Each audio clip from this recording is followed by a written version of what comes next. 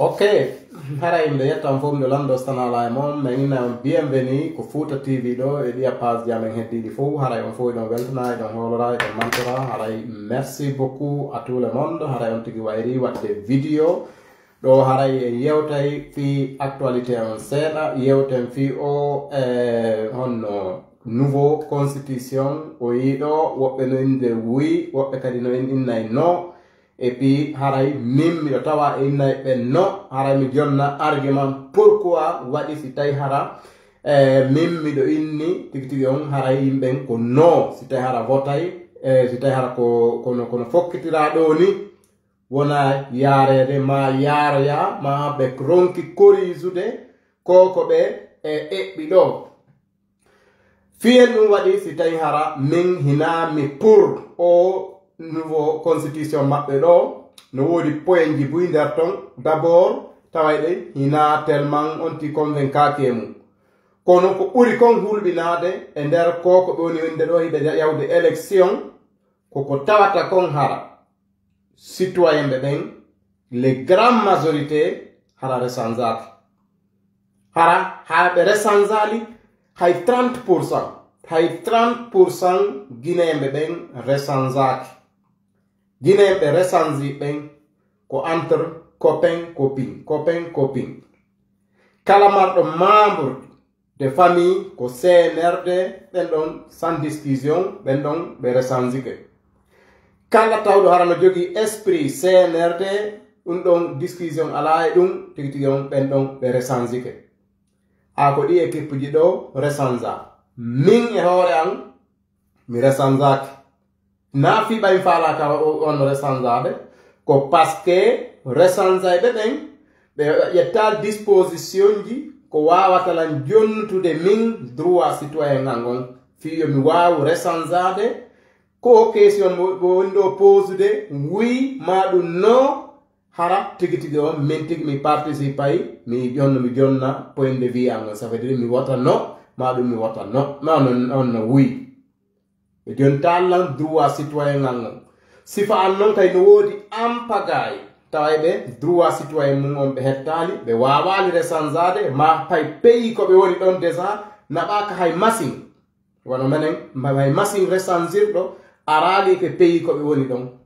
haray noon question ko poseten kon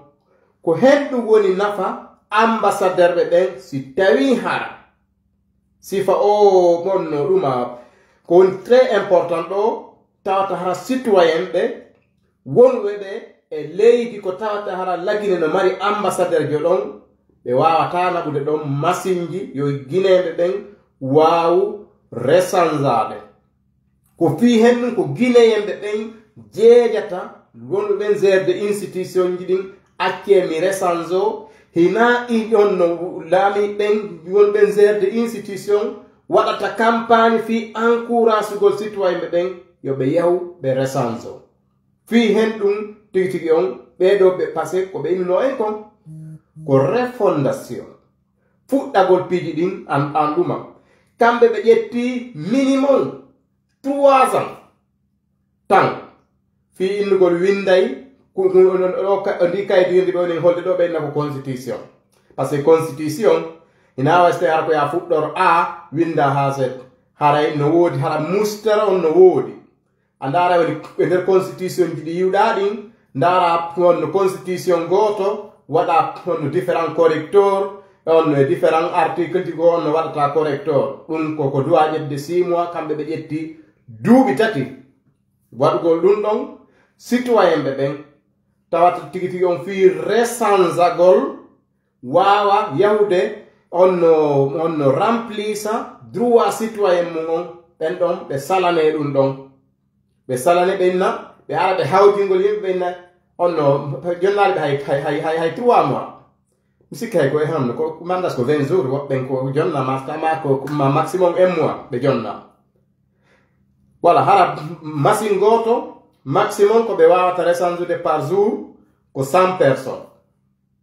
tawa 500,000 personnes fayda no habbi kono kamɓe ara ko 100 personnes ɓe ɗumannoto joni noon ça veut dire ɓe waɗan disposition ji ko wawata permettre de citoyen ɓe ɓen resanzagol joni d'abord ɓe waɗi priorité copain e copain maɓɓe ɓen yo ɓen ɗon resanzo ɓen ɗon resanzi ke par ce que ɓen ɗon hiɓe andi ko ɓe faala kon ɓen ɗon honno waɗoyta haray ene ko fi hen ɗum wonɗe yewde ɗo ni ko fi entreprise privé ko fi honno clan wonde yewde fi mum ɗo ka ko fi institution de la république ko fi constitution wonde yewde ka ko fi honno entreprise privé par ce que no ɓe wonno warrude ko innugol kala wonɗo membre gouvernement automatiquement a woni patriote jo automatiquement a woni giɗo lagine automatiquement a woni citoyen jo sa mari membre de famille wonɗo ko gouvernement automatiquement a woni patriote a woni vrai citoyen si tawi hara ala membre de famille ko nder gouvernement ton automatiquement ko a woni faalaka resanzade ko a woni a patrie ko a woni intéressake leydi maadi haray sifa ɗin manipulation ji ko ɗin ɓe woni ɗumannade quoi ɓeyna noon woko yawɓe l'école ɗoy woko cadre ɓe woni wadde sifa ɗin manipulation ji haray menen siɓe resanzali guinéɓe ɓen par ce que exemple laɓaɗo kay no woodi ko feƴƴi Côte d'Ivoire ɓenni sellu o resanzotako ça veut dire ɓen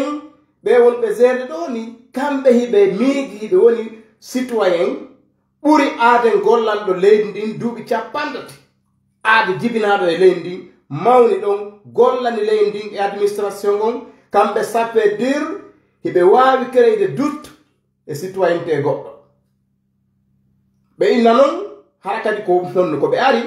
fof no anndi on moɓe ampesi ɗon himo représente institution ɓurɗon jande e nder leydi ndin parti ɓurɗon jande e nder leydi ndin ko kanko on no représente ɓe innon noon niveau anndaɗo niveau national e niveau international ɓe salike on ɗon o resanzo inamin honno koɓe saloto honno koɓe ronkata ƴette disposition min yomi waaw resanzade ɗumanotola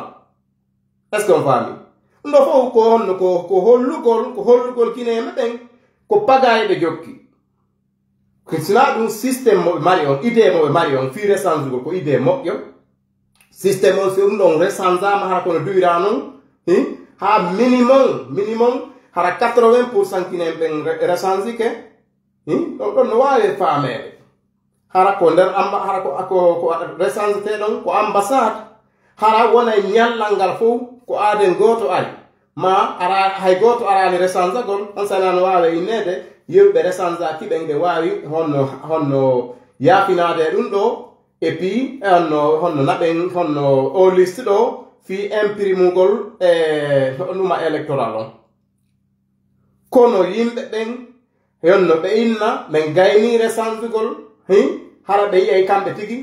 200 300 400 personnes no rangi no faala resanzade ɓeyna noon tigi on hiɓe landade guinéɓe ɓen ma hay o liste mo ɓe holli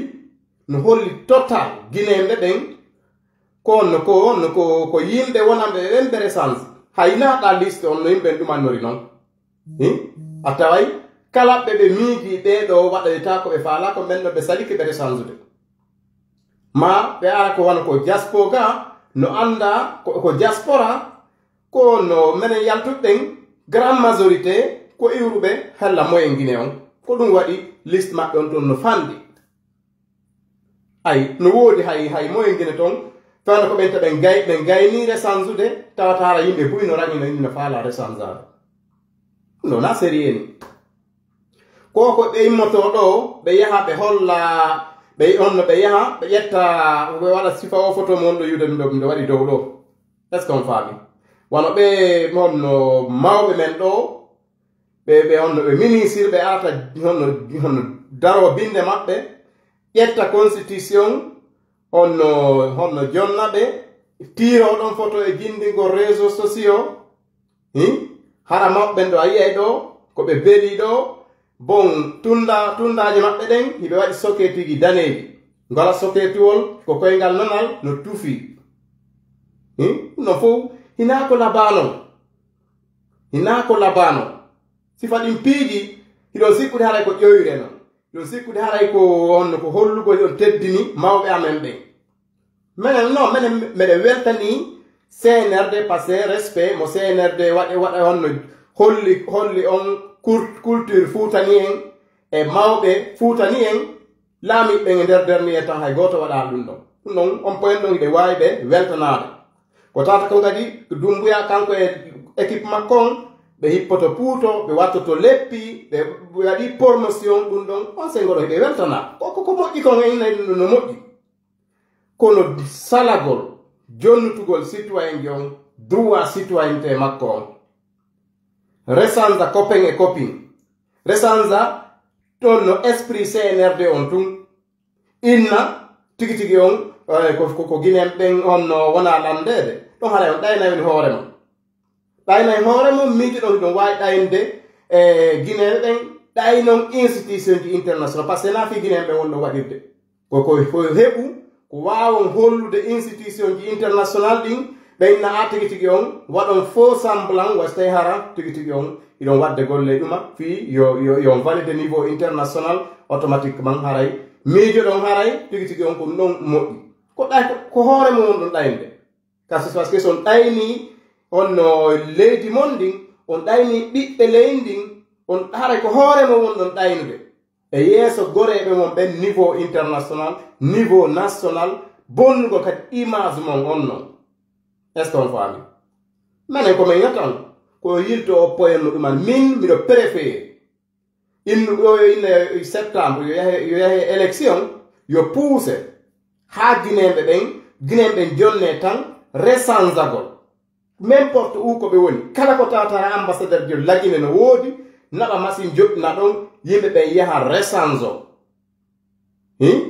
par ce que goɗɗo wata resanzade laabi ɗin sey woni ha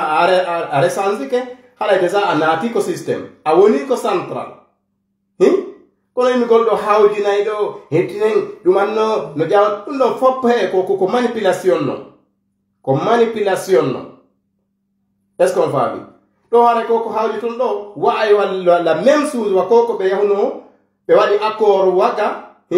joni hittinen accord waga joni kala laamoyiɗo on sayna o ƴette o constitution ɗo o addayi ɗo après voté no ƴawno jippori après ɗo wo kadi kadi c'est la même chose est ce qu'on faami o waɗoyta au lieu noon ɗum ɗon ɓawa winni ko refondation ko base won ɗon waɗande honno guinéɓe ɓen waɗon awa base hara ko base won ɗo solide base tawi ɗo hara tigi on grande majorité guinéɓe ɓen no wawi acceptude sina ɗum haray on kerenayi woni hoore mon robe minen en fof haɗa min roɓenoto contorno fi hen ɗum par ce que droit citoyen amen on jonital men droit citoyen amen on waɗi citoyenneté amen en doute ɗum haray min wata accepte ɗum ɗon min wata accepte ɗum ɗon on ɓuramen wonde guinéen hina fiɓa hara goɗɗo no gère de institution inni tigi on automatiquement ɓayɗa on hiɗa gère de institution hiɗa yiɗi ɓiɓɓe leydi ndin ma hiɗa yiɗi honno yiɗani leydi ndin ɓuri ɓe tawa ɓe hara tigi on ala gérude hay fus a contraire ɓe ala gérude hara no mari souci fi leydi ndin ko ɓen woni patriote ɓe ko ɓen on yiɗi déjà leydi ndin par ce que onon hiɗon jonna joddimon ndi hiɗon mari pilivi no piiji buy ko tata hara hiɗon okkore fi on wawa wadde golle mon ɗen tawata kadi on ala na on capable ma on faalaka wadde golle ko duwa ɗon kon wadde ko onon non woni haray a patrie ko onon woni a patrie on teddina yimɓe mon ɓe on teddina citoyen ɓe ɓen sinano son teddinnoɓe ko honno warrayno ɗon on ɗumanoto noon kono adna on fof woni noon yeɗɗumanna par ce que grande majorité mo wonon wonɓe ɗo ni ko laamu ko jaspo min miɗo miiji haray ɗon andi kono systéme ji ɗin normalement doit fonctionnirde so innayi ɗo recensement ko taw d' abord kala commune kala quartier kala ambassade harada déjà machine ji ɗin fop naɓama honno waɗama en place testama en salama ndarama taama tigi on pays de fo no fonctionner de no duirano on sena date wada inne à partir de nyalande kari kala no wawi yaade ko commune ma ko wontiri don fi resanzagol bon en jonni yimbe ben resanzagol 3 mois madum 1 mois madum 6 mois e nder on 6 mois don fo no andi e nder on tan don kanyum kadi harattuma wo don wadde débat fi no andintinde yimbe ben encourage yimbe ben yo be yewbe resanzo parce que no déjà on no moƴƴani onon golle mon den no moƴƴani citoyen ben no moƴƴani fo kono no onon naadum don ko yon wadu ko faal don kon immodo yaw in don duuƴetton duuɓi tati tan fi windugol constitution kono jonata yimɓen lebbi tati maɗum on 6 mois maɗum 1 mois tan fi wawgol jangude konko addu ɗon ko hendu woni erreur ko hendu corrigete ɗumannoɗen maɗum fi on resanza gongol innon ɗo ko e nder on 30 jours maximum hara kadi pays ji ɗin kadi grande majorité ko guinéen ɓen ɓurɗude toon fayda hara tigi on machine ji on naɓaari yeru ko machine ji ko yeyi toon ko copain yimɓe mon ɓe aɓe andi ɗon ɓe marɓen esprit CNRD ko ɓen ɗon jonnoto machine ji ɗin ko ɓen ɗon kamɓe kañum kadi ɓe nodda ɓe andiri ɓen ɓe are ɗon no ɓe rechange ɓen ɗon et puis guinéen ɓe heddi ɓen woɓɓe iwa pays e pays yaha tigi on ronke hay rechange ale normalement hiɗon andi onon tigi hiɗon inni sellu koyno haɗi sellu rechange o ko parce que onno ko Côte d'Ivoire ko Sénégal o wonno et puis o faala rechange ade Côte d'Ivoire joni noon wano min haray ɗon faala o gaddani machine rechange ɗo Suisse ɗon faala mi immo noon Suisse ɗo mi yaha France mi rechange o ma mi yaha Belgique mi rechange o ma mi yaha Allemagne mi rechange o hara ko mi yoɓay ɗo minimum ko mi yoɓali o 200 € aller 200 € retour non ɗuman ɗum kañum kadi fi mi yoɓi ɗum innaali somi yahi toon mi wawa rechange ade ka on remboursa ɗon haray on transport ɗon on remboursata ɗum ɗon kono somi yahi kadi hina siri mi wawa rechange ade et puis ino no hiɗo landi o landike lan opinion ngal on mi wi'i oui maɗum mi wi'i non na ɗum faal ɗon ko mottidirgol minorité waɗay ɓe ko faal ɗon kon ɓen ɗon on impose on yo ɓen ɗon impose an guinéen ɓen onon e ɓen ɗon ko faal ɗon kon hina ko guinéen ɓen faala kon mais na sifa on démocratie ɗon men faala na sifa on manipulation ɗon men faala haray min komi innata ko yo yilto ko fokku ɗon jonnon citoyen ɓen kala droit citoyenneté makko on no jonno yimɓen tan yo waw rechangeade et puis surtout au projet ɓurɗo wonde plus important e nder leydi ɗum ko constitution hara tigi on wawa on rechangeata hay feccere citoyen ɓe ɓen in noon tigi on noon iɗon faala waɗande yimɓe ɓen base non ɗum noon on ɗaynamin hoore mum min ɗiɗon haɗa ko guinéen ɓe on ɗon ɗayinde mimo mi wawata wonde d'accord e ɗum ɗon bon ko minata haray surtout premier ministre on passé on ɗon no muyde mayo on fi vraiment yo peyɗi ɗin yarno doyira noon bewɓe ɓen noon kadi kamɓe kadi wawi holde bewre maɓɓe nden kono noon koyo ɓe andu lagine ko kafa no woodi citoyen ɓe si ɓe honno si droit maɓɓe on no violama ɓe dartoto si ɓe dartike noon hakkude mon toon tigi haray no woodi woɓɓe goo no e mon toon hara ko woni koɓe minorité kono haray ɓen tigi no na d'accord ko won ɗon ko wadde si ɓen ɗon e menenta ɓen tigi on créani hoore mon frustré si mi wontidi haray tigi on mi sikka ko faal ɗon kon wawa yaade no faalirta ɗon noon on wawa go essaye gol empêchude kono menen kadi min ammerda yon haray ɗum ɗo noon na ɗum ɗo woni solution on ko chaque citoyen kala e jonte droit citoyenneté makko on minimum ɗum noon normalement na ko droit discutede noon un gouvernement responsable que tata kala ko tata mo mari ambassadeur jo citoyen ji siyahi donc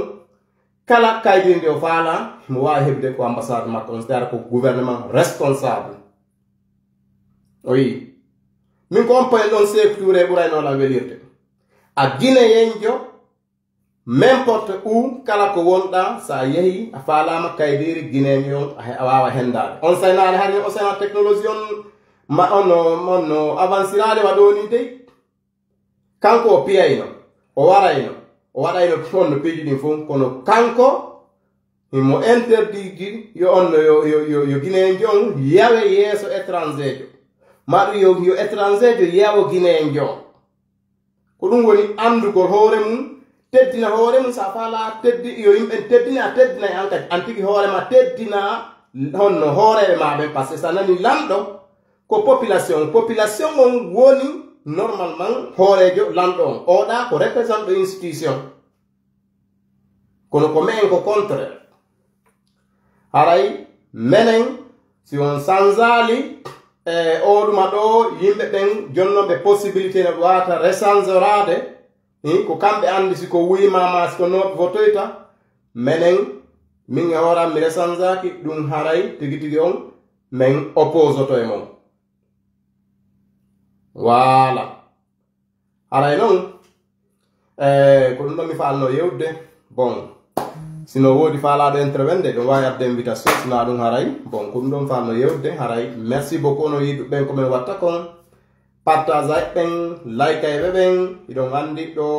komin wadde o vidéo ɗo ko Fouta TV nendi loota sora ɗiya page ji heddiɗi fof kono ay ɓay ko ɗo woni page honno ɗuma on ko ɗo mi waɗi central simi huɓɓini ɗo mi huɓɓina ɗiya page kono ko ɗo mi watta mi huɓɓinta vidéo on fewn ɗo quoi voilà ok haray mi acciti on haray komi ɓeytata miɗo yiwde yimɓe buyno waɗa photo ji ɓe mawɓe Fouta wowla piiji gono ton min ko minata on ɓe mawɓe koyon andu buye ɓe honno hay honno ɓe ala e réseau sociaux ɓe ala yiwde ko wonɗen ko ɗumannede si enen noon en acci goreɓe men ma meññiraɓe men yahi ɗayniɓe en wawali ɓe anninde enen en ala yawde yewtemɓe haray en duwaka ɓe kondanɓe par ce que so ko ɓoni wadde ɗo ƴettugol kaydiri honno ministre ɓe ƴettugol kaydiri ɗo ara tiroda e hono ɓe honno mawɓe men ɗo hara si a honno hara hay no ɗumanni hara kamɓe ɓe watta ko ɓe waɗɗo ɓe watta ɗum ko ɓe honno ko maɓɓe to koko men ɓe watta mais quand même c'est bon sen gon ɗum no holli symboliquement c'est bien ɓe holliti ɓe ari ɓe holliti maɓɓen fi constitution on kono no ɓe woni noon warrude ko ɓe faala kon objectif maɓɓe on ina teddungal ngal tun dey en fof enen andu ɓen fof eɗen suti objectif maɓɓe hoyni woni objectif maɓɓe on mais quand même minen ko min si tawi hara on waɗay sifa o photo symbolique gere ndaron tawon hara mawɓen ko ɓe woni ɗon hara image on no woni bien représenté par ce que ɗo andi image on hara o yaltinayimo jinninon e réseau sociaux wono o vidéo o photo ɓe mawɓe ɗo ko wonɓe yiwde ɗo ɓe waɗi soketiji daneji ngola soketigol ko koyngal nanal non no tufi ɗum ɗon on menen hinamen dakkode ɗum ɗon min oppo habbe mi adda photo on ɗo mi pooɗa ha yi on ko mon kon wolde andon min natoñu